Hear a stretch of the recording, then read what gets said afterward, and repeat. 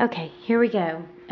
So if you're wanting to ground like your Vibrams, your 5-finger Vibrams, you may want to use smaller rivets or shorter rivets.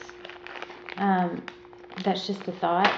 And you don't have to have this, excess. You can get something to cut it off, and then you can use this tool to then flatten out the bottom so that you don't have to worry about these things getting stuck on other things.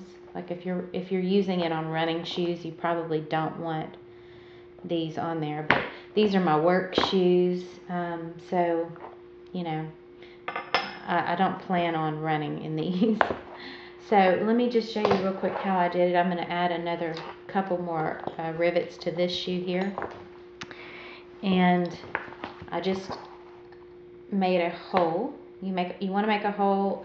You want to keep it close to the bottom of your first and second toe, which is, according to David Wolf, is the ideal spot for grounding connection. So you could do it anywhere, just as long as your foot's going to come into contact with it. So what you're going to do next after you make that hole is go back to that hole, and you're going to punch a hole with the hole puncher, and you're going to need a mallet for this, and you're just going to hit it a few times to go all the way through. I don't know if that went all the way through. Let me just make sure. Okay, there we go. And now stick the rivet through. You want this part to be on the inside of your shoe. Okay, see that? And then you're going to take the washer part of it and slip it over the top. It's not going to be able to go all the way down, but that's what you need this setter for.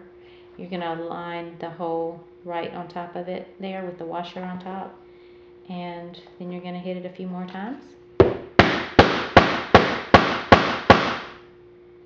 You're going to keep going until it's nice and tight.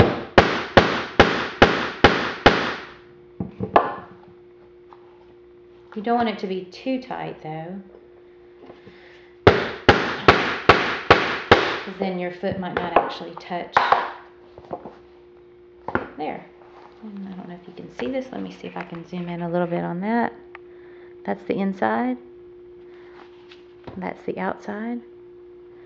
And I'm making myself some cool cleats.